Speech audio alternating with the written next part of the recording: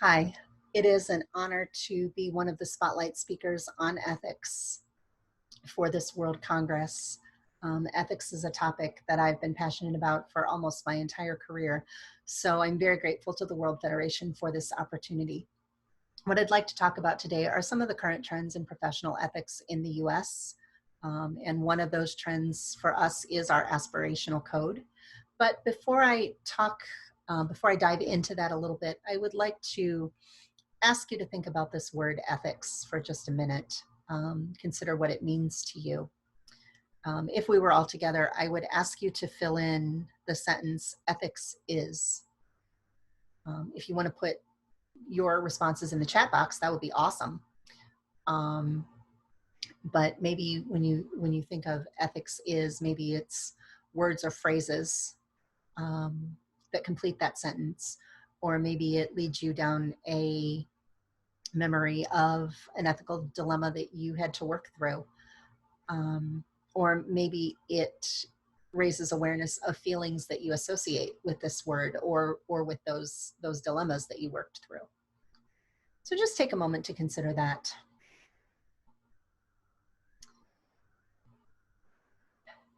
And I would like to talk, like I said, about some of the current trends in the US.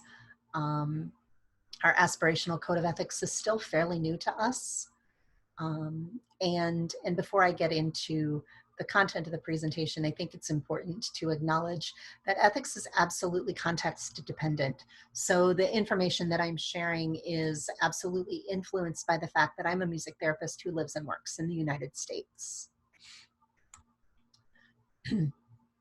So we know that the primary purpose of a code of ethics is to safeguard the welfare of clients. Herlihy and COE identified different objectives for a code of ethics. One of those was to educate professionals about sound ethical conduct. And I think the important word here is educate, which focuses on reading and reflecting on standards that help practitioners to expand their awareness and clarify their values in dealing with challenges in their work. Another objective is to provide a mechanism for professional accountability, and I think accountability is the important word here. Practitioners are obligated to monitor their own behavior and to encourage ethical conduct in their colleagues. And codes of ethics can serve as a catalyst for improving practice. And I think improving is really the important word here. When practitioners interpret and apply codes of ethics in their own practices, the questions raised help to clarify their positions on dilemmas that do not have simple or absolute answers. Because if it had a simple or absolute answer, it wouldn't be an ethical dilemma.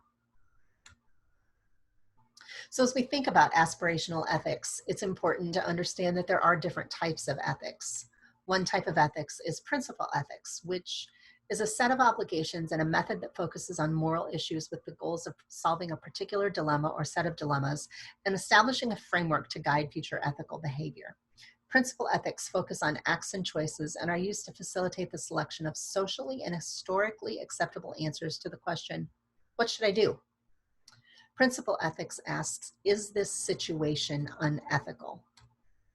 Whereas virtue ethics focus on the character traits of the helping professional and the non-obligatory ideals to which professionals aspire, rather than on solving specific dilemmas. So virtue ethics asks, am I doing what is best for my client? So you can hear that there's a difference in focus. Principle ethics is really about the situation and what the therapist should do. Whereas in virtue ethics, the focus is on whatever is in the client's best interest. Even in the absence of an ethical dilemma, virtue ethics compels the professional to be conscious of ethical behavior. Principle ethics and virtue ethics are not mutually exclusive, though. Helping professionals should strive to integrate virtue ethics and principle ethics to reach better ethical decisions and policies. So when we think about when we think about levels of ethical practice, at one end of the spectrum, we have mandatory ethics, which is a level of ethical functioning where helping professionals act in compliance with minimal standards. So mandatory ethics acknowledge the basic shall and shalt nots, and the focus is on behavioral rules such as providing informed consent in professional relationships. At this level, practitioners are safe from legal actions in courts of law or professional censure by licensing or accrediting bodies. At the other end of the spectrum, we have aspirational ethics. These are the highest standards of thinking and counseling that helping professionals might seek.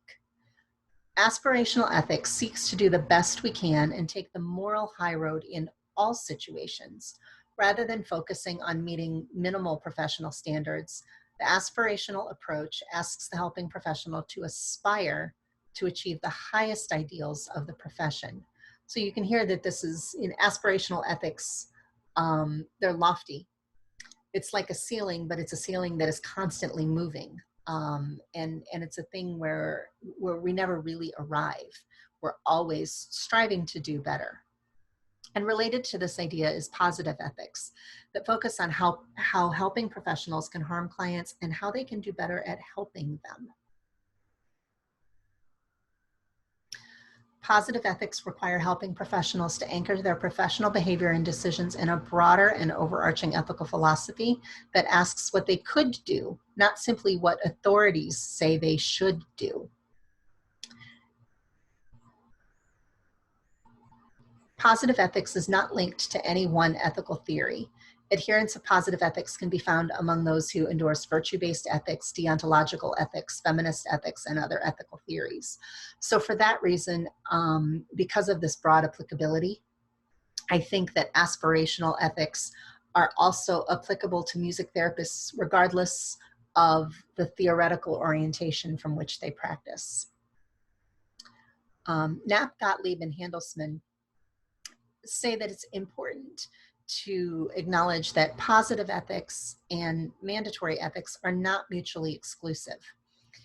According to the positive approach, however, ethical practice not only requires the helping professional to know and obey the rules, but it also asks them to consider how they can maximize the implementation of the values of the profession, as well as their own personal values within the context of their professional roles.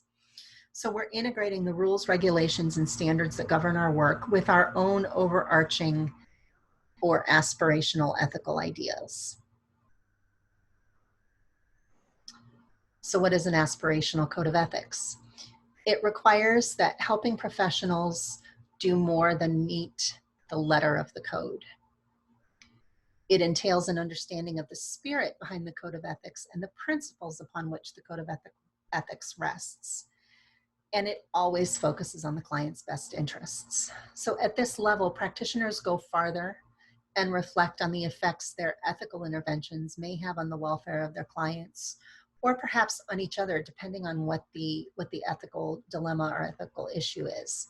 So for example, from an aspirational perspective, it might be interesting to think about or to weigh the pros and cons in terms of what's in the individual client's best interest when trying to decide whether or not to provide telehealth or virtual music therapy visits.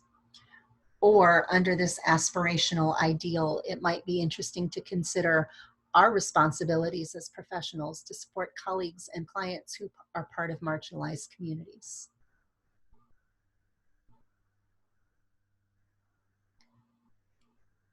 Some of the advantages of a positive approach: it may increase the sensitivity to ethical issues that professionals encounter every day because they are more likely to consider the larger ethical dimensions of their actions. The range of situations and available alternatives in ethical deliberations becomes wider because the standard for judging behavior is now the extent to which it can be anchored on an overarching ethical theory. It may motivate students to pursue higher standards of conduct and promote a higher level of patient care. Sometimes learning about ethics can be a little anxiety provoking for students, and students may be at risk of adopting that floor approach and that mandatory minimal standards kind of ideal. And so in this positive aspirational approach, the ideas of ethical and unethical are replaced or augmented by the ideas of ethically adequate versus ethically excellent.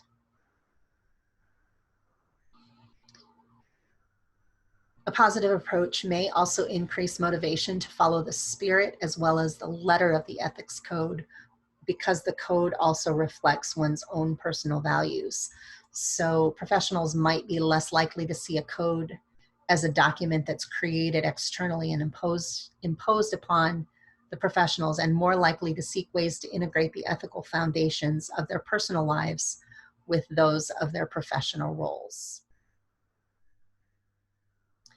So let's talk a little bit about the new Code of Ethics in the US. We'll play a little game. Should I stay or should I go? All right, so the way this is going to work is I'm going to show you a few topics and decide if you think that it stayed or if it went. And if you want to type stay or go in the comments, feel free. Confidentiality, did it stay or did it go? If you typed stayed, you're correct. Non-discrimination, did it stay or did it go?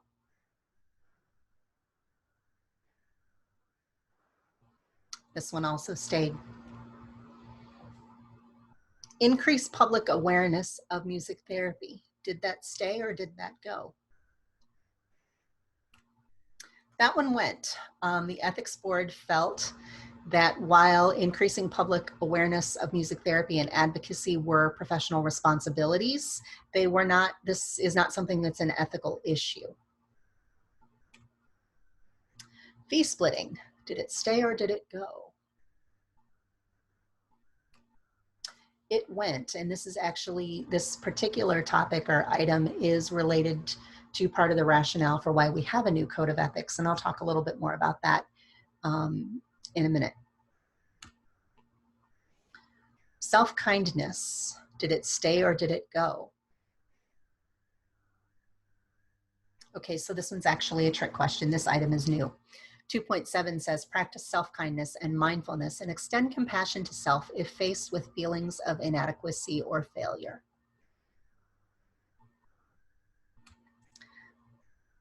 So let's talk a little bit about why we have a new code of ethics. Part of the rationale is that it really is related to current best practices. The Ethics Board researched aspirational codes of ethics in related allied health professionals like PT, OT, psychology, and counseling, and sought to identify the facets of each of those that most closely aligned with Ethics Board work in music therapy.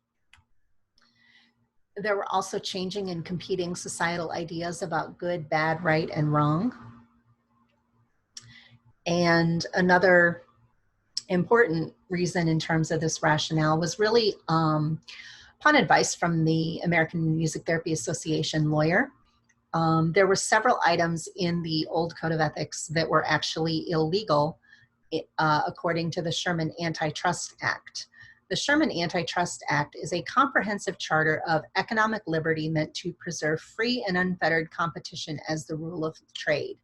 It outlaws every contract, combination, or conspiracy in restraint of trade and any monopolization, attempted monopolization, or conspiracy or combination to monopolize. So what that basically means is that a profession can't, within its code of ethics, say that it can't restrict somebody's right to work. And there were specific items within the old code that actually did that. Additionally, the ethics board, well, we all know that you can't create a code of ethics that is going to specify behavior for every action. And so part of the additional rationale was that the ethics board needed a code that didn't try to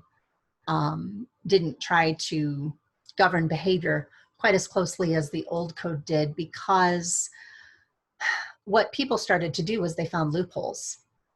The code of ethics said, I can't do this, but it doesn't say that I can't do that. And even though the that may have been in spirit exactly the same as the this, because the language was so specific, the that became a loophole for doing the thing that was quote unquote unethical, or maybe in the current terminology, ethically adequate. So this aspirational document sort of helped, was a way to try and close some of those loopholes.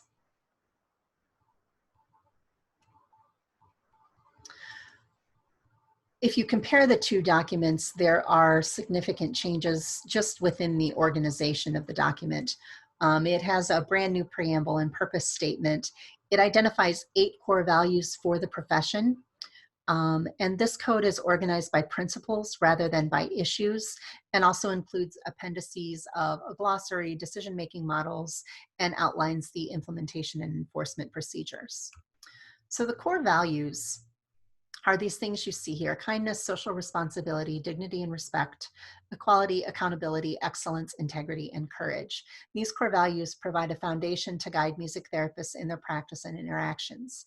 These core values should be considered in determining all ethical courses of action. So it's really a foundation for ethical thinking and for our practice here in the US.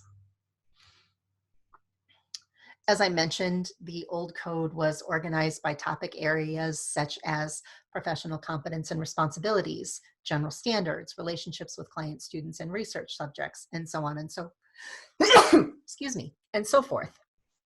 Our new code is organized by core ethical principles. And these are the 5 principles: respect and dignity and rights of all, act with compassion, be accountable, demonstrate integrity and veracity, and strive for excellence. And our core values are also reflected in these principles.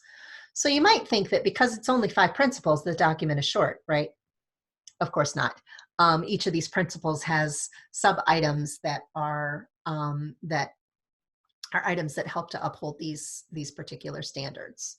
So just to give you a brief comparison so that you can get a sense of the old language versus the new language, because that's really, I think, the heart of this new aspirational code is the differences in the language and the way we talk about things. So I know the print is small, but this section has to do with fees, fees and commercial activities. So there were 7 items in this section in the old code.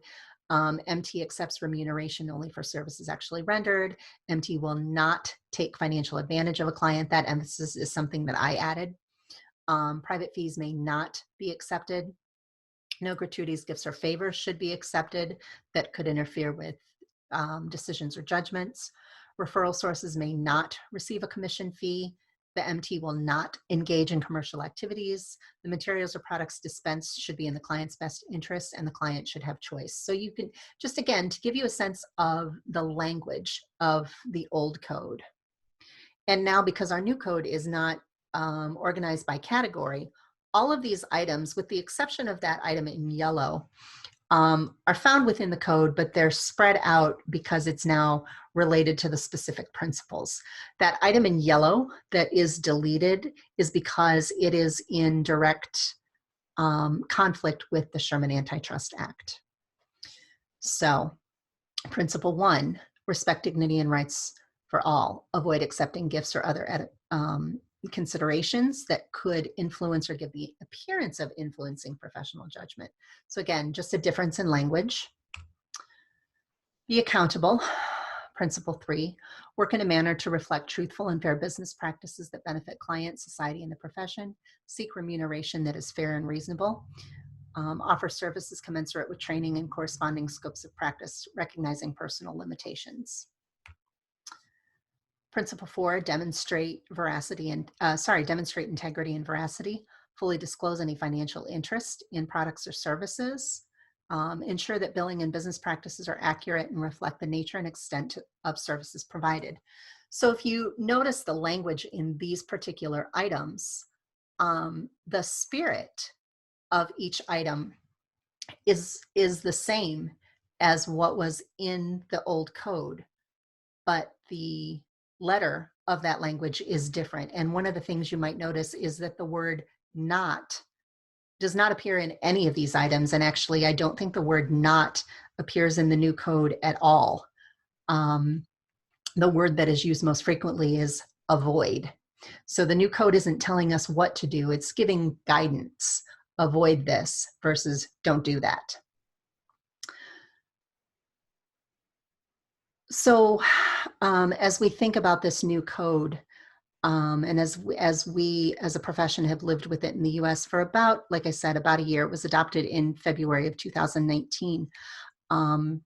It's given me the chance to think about what is the impact of this new code on our profession.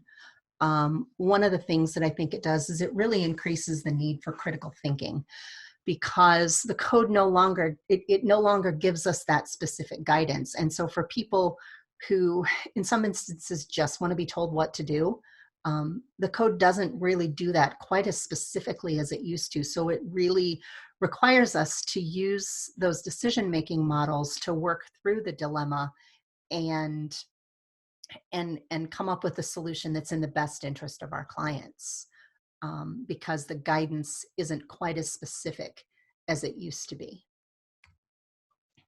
One of the other things that I wonder about in terms of our new aspirational code is, will the heart of ethical issues become more challenging to identify because they aren't as clearly defined within the code of ethics? So for music therapists who, like myself, who knew the old code, it's easier, I think, for me to identify what the heart of an ethical issue is. But for a younger professional, I wonder if it will be, how that will play out in terms of really identifying sort of the root of what the ethical dilemma is,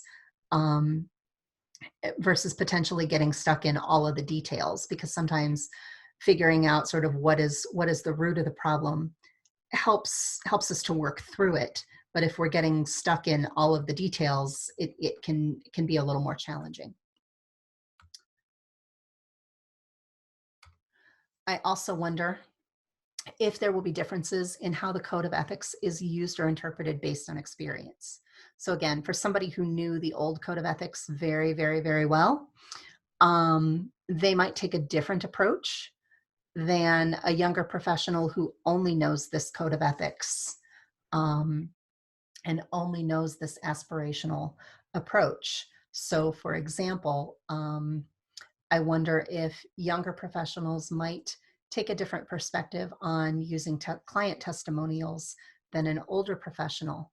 Our old code of ethics was pretty explicit in that music therapists couldn't announce that announcing services had to be consistent with professional standards and not commercial standards, and testimonials fell under commercial standards.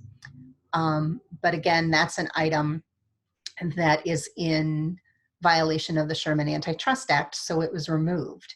Now, the guidance about testimonials is really found under the item in the new code 3.3, work in a manner to reflect truthful and fair business practices that benefit clients, society, and the profession.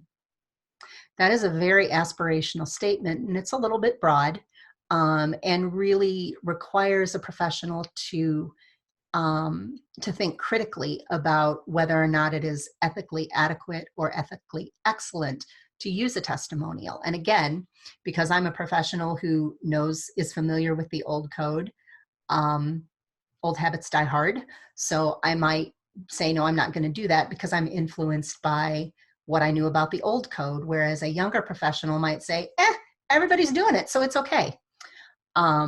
Which again, may or may not be ethically excellent. So again, I'm just curious about how experience may impact the way a professional interprets or uses this new aspirational code of ethics. And I think that it also creates some new challenges in terms of enforceability. I talked earlier about how the ethics board ran into challenges because people would find loopholes and ways around the specific items in the code, because, you know, we could do this, but we can't do that. Well, now I think one of the new challenges is when you're thinking about aspirational ideals, those are things to, like I said, to which we aspire.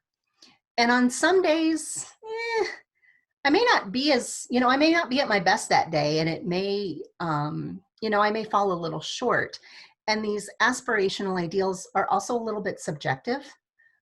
So one person's idea of really aspiring and another person's idea of falling short could be in conflict. And in that conflict, then there could be opportunities where somebody's going to go to the ethics board because they think that this other music therapist fell short of the aspirational standards. Now, the code does give us guidance in terms of enforceability, and in 3.13 it says that we should be familiar with the code of ethics, abide by its principles, and report witness violations to the ethics board, refraining from frivolous or punitive reporting. So hopefully in those subjective spaces, people won't go to the board for punitive reasons. But I just think that it creates some new challenges in terms of how this aspirational code is enforced, because it's much less cut and dried. The bonus of having a do this or don't do that, do this or don't do this, is if you do it and you weren't supposed to, that behavior is easy to identify. But when it's aspirational, it's a little more challenging. And lastly, I do think this is a code that we'll have to live with for a little bit, but it'll be interesting to see what kinds of revisions could be in the future. So I thank you for the opportunity to share this information with you, and I look forward to questions and discussion.